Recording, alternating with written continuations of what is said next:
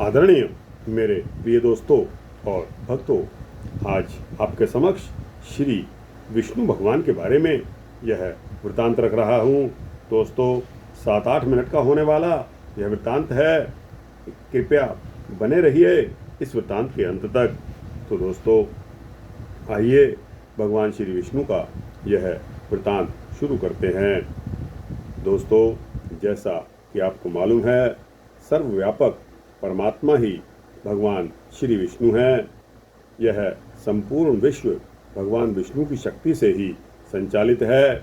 वे निर्गुण भी हैं और सगुण भी हैं। वे अपने 4 हाथों में क्रमशः शंख, चक्र, गदा और पद्म धारण करते हैं, जो किरीट और कुंडलों से विभूषित पीतांबरधारी, वनमाला तथा कौस्तुभ मणि को धारण करने वाले, सुंदर कमलों के समान नेत्र वाले भगवान श्री विष्णु का ध्यान करता है, वह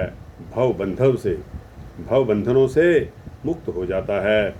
दोस्तों, पद्म पुराण के अनुसार उत्तराखंड में वर्णन है कि भगवान श्री विष्णु ही परमार्थ तत्व हैं।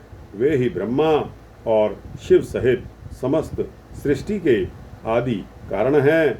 वे ही नारायण, वासुदेव, परमात्मा, अच्युत, कृष्ण, शाश्वत, शिव, ईश्वर तथा हिरण्यगर्भ आदि अनेक नामों से पुकारे जाते हैं।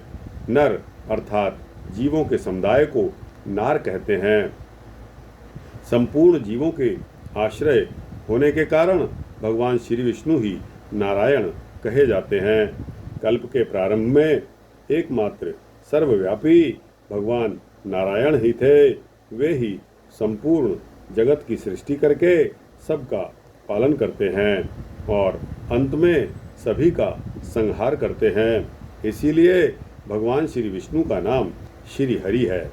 मत्स्य, कूर्म, वाराह, वामन, हयग्रीव तथा श्री राम, कृष्ण आदि भगवान श्री विष्णु के ही अवतार हैं। भगवान श्री विष्णु अत्यंत ही दयालु हैं। वे अकारण ही जीवों पर करुणा वृष्टि करते हैं।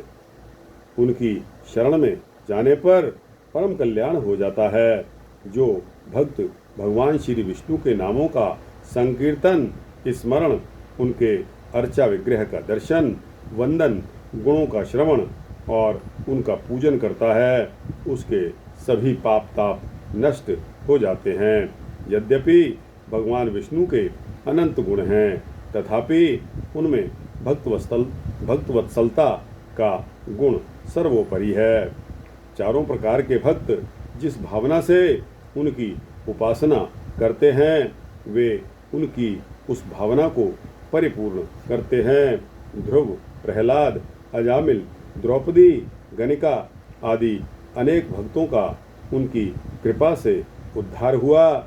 भक्त वत्सल भगवान को भक्तों का कल्याण करने में यदि विलंब हो जाए तो भगवान उसे अपनी भूल मानते हैं और उसके लिए क्षमा याचना भी करते हैं।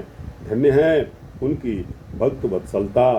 मत्स्य, कूर्म, वाराह, वामन, श्री राम, श्री कृष्ण आदि अवतारों की कथाओं में भगवान श्री विष्णु की भक्त वत्सलता के अनेक आख्यान आए हैं। ये जीवों के कल्याण के लिए अनेक रूप धारण करते हैं। वेदों में इन्हीं भगवान श्री विष्णु की अनंत महिमा का गान किया गया है। विष्णु धर्मोत्तर पुराण में वर्णन मिलता है कि लवण समुद्र के मध्य में विष्णु लोक अपने ही प्रकाश से प्रकाशित है। उसमें भगवान श्री विष्णु वर्षा ऋतु के 4 मासों में लक्ष्मी द्वारा सेवित होकर शेष शैया पर शयन करते हैं। पद्म पुराण के उत्तराखंड के 228वें अध्याय में भगवान विष्णु के निवास का वर्णन है। बैकुंठ धाम के अंतर्गत अयोध्यापुरी में एक दिव्य मंडप है। मंडप के मध्य भाग में रमणीय सिंहासन है। वेदमय धर्म आदि देवता उस सिंहासन को नित्य घेरे रहते हैं। धर्म, ज्ञान, ऐश्वर्य, वैराग्य सभी वहाँ उपस्थित रहते हैं। मंडप के मध्य भाग में अग्नि, सूर्य और चंद्रमा रहते हैं। कूर्म, नागराज तथा संपूर्ण वेद यहाँ पीठ रूप धारण करके उपस्थित रहते हैं। सिंहासन के मध्य में अष्टदल कमल है, जिस पर देवताओं के स्वामी परम पुरुष भगवान श्री विष्णु लक्ष्मी के साथ विराजमान रहते हैं। भक्तवत्सल भगवान श्री विष्णु जी की प्रसन्नता के लिए जप का प्रमुख मंत्र ओम नमो नारायणाय तथा ओम नमो भगवते वासुदेवाय है।